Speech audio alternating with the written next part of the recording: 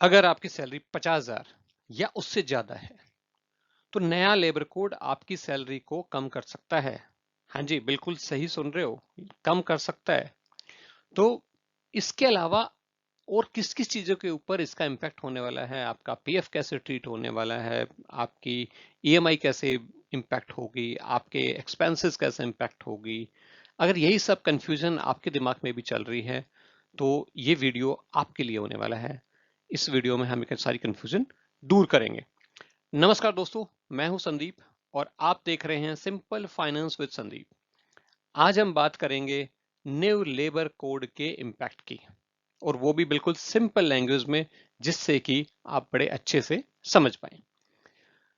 तो labour code है क्या? तो लेबर कोड क्या है? बेसिकली गवर्नमेंट ने सैलरी स्ट्रक्चर को स्टैंडर्ड करने के लिए एक नया रूल प्रपोज किया है जो कि 1 अप्रैल से लागू होगा। अब इस रूल में सबसे एक इंपॉर्टेंट पॉइंट है जो आपको समझना है, वो ये है कि बेसिक सैलरी, जी हाँ, बेसिक सैलरी आपकी कम से कम 50% ऑफ योर सीटीसी होनी चाहिए। पहले क्या होता था, अब क्या होगा, यही कंफ्यूजन हम दूर करेंगे। एक एग्जांपल लेते हैं। मान लो आपकी सैलरी 50,000 रुपए। तो पहले क्या होता था कि बेसिक सैलरी कम होती थी, अलाउंसेस कई बार ज्यादा होते थे।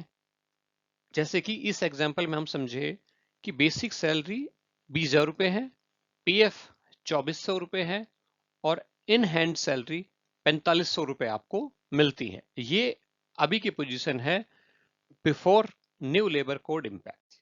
अब नए लेबर कोड में क्या होगा? नए लेबर कोड में बेसिकली आपकी बेसिक सैलरी बढ़ जाएगी, क्योंकि आपकी basic salary 50% of your CTC होनी ही चाहिए। तो उसके हिसाब से अगर आपकी बेसिक सैलरी 50% ऑफ सीटीसी नहीं है तो आपकी बेसिक सैलरी बढ़ जाएगी। अब बेसिक सैलरी बढ़ जाएगी तो जाहिर सी बात है आपका पीएफ का कंट्रीब्यूशन भी बढ़ जाएगा। अब ये बढ़ेगा तो अब एम्प्लॉयर तो अपनी जेब से देने वाला है नहीं, तो ये सैलरी आपके इन हैंड सैलरी से उतने ही पैसे कम हो जाएंगे। ठीक है, तो अगर आपको हमारा वीडियो अच्छा लगता है तो प्लीज सब्सक्राइब जरूर कीजिए, ये हमें काफी मोटिवेट करता है और हमें हेल्प मिलती है। अब समझने वाली बात है, ये अच्छा हुआ कि बुरा हुआ? देखो, पीएफ बढ़ेगा, बहुत अच्छी बात है क्योंकि आपका पीएफ बढ़ रहा है। आपकी रिटायरमेंट फंड स्ट्रांग हो जाएगा, क्योंकि जब आप रिटायर होंगे तो रिटायरमेंट तक पैसा अच्छा जुड़ जाएगा। अब कई बार बंदे कहते हैं यार रिटायरमेंट का ठीक है, अब क्या होगा वो बताओ, उस पर भी हम आएंगे। ग्रेजुइटी बेनिफिट ज्यादा होगा। अब बुरा क्या होगा भैया? देखो, सब चीज अच्छी तो होंगी नहीं, तो कुछ तो बुरा भी होगा। अब वो बुरा क्या है?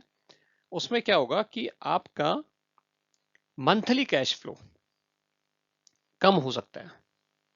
अगर इसका इंपैक्ट आप पर आता है तो मंथली कैश फ्लो कम हो सकता है। अब आता नहीं आता ये किस लिए पता लगेगा? अगर आपकी बेसिक सैलरी सीटीसी का 50% नहीं है तो आप पे इंपैक्ट आएगा, और ऑलरेडी अगर एम्प्लॉयर ने वो चीज कर रखी है, ठीक से स्ट्रक्चर कर रखा है, तो आप पे इसका इंपैक्ट नहीं जाएगा। अब ईएमआई वालों के लिए थोड़ा प्रेशर हो सकता है कि मेरी तो ईएमआई जा रही है, मुझे तो उतना पैसा चाहिए ही चाहिए। तो अब इस सिचुएशन में आपको क्या करना है? अगर आपका भी इन हैंड कम होता है तो आपको दो चीजें करनी है। एक, शॉर्ट टर्म इंपैक्ट, और दूसरा लॉन्ग टर्म इंपैक्ट। अब शॉर्ट टर्म के लिए सबसे पहले शॉर्ट टर्म को हैंडल करते हैं कि शॉर्ट टर्म में आपको क्या करना है।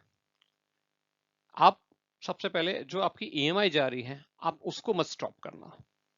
तो वो एक आपका लास्ट ऑप्शन होना चाहिए कि मैं अपनी ईएमआई को, जो लोन की ईएमआई की मैं बात कर रहा हूं, तो आप आपकी लोन की ईएमआई का वो लास्ट ऑप्शन है अगर कहीं से कोई चीज फिगर आउट नहीं होती है।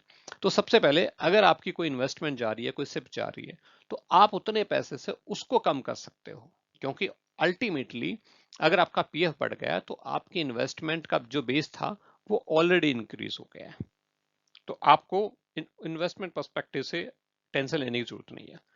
उसके अलावा अगर मान लो कोई आपकी सिप ऐसी नहीं है जिसको आप मैनेज कर सकते हैं या कम कर सकते हैं, तो आपको थोड़ा सा अपने एक्सपेंस की प्लानिंग को स्ट्रॉन्ग करना होगा, और जो भी कैश फ्लो कम हुआ है उसके अकॉर्डिंग आपको अपना एक्सपेंस एडजस्ट करना पड़ेगा। हाँ जी, थोड़ा सा एडजस्ट करके चलना पड़ेगा अगर आप कट टू कट जितनी सैलरी आ रही है उतने ही स्पेंडिंग की स्ट्रक्चर के अंदर फॉल कर रहे हो। लॉन्ग टर्म में भाई इसका इम्पैक्ट क्या होगा? देखो, लॉन्ग टर्म वैसे भी ये चीज आपके हाथ में नहीं है, क्योंकि जो सैलरी स्ट्रक्चर गवर्नमेंट की तरफ से है, एम्प्लॉयर को अप्लाई करना है, तो ये आपके हाथ में नहीं आने वाला है। But still, from a thinking perspective, long term में आपको बेनिफिट ही होने वाला है, क्योंकि अगर आपका इन्वेस्टमेंट पोर्टफोलियो बढ़ रहा है, उधर से पीएफ ज्यादा कट रहा है, तो वो शॉर्ट शॉर्ट रिटर्न है, वो आपको मिलेगी ही मिलेगी, तो वो आपका लॉन्ग टर्म में बेनिफिट है।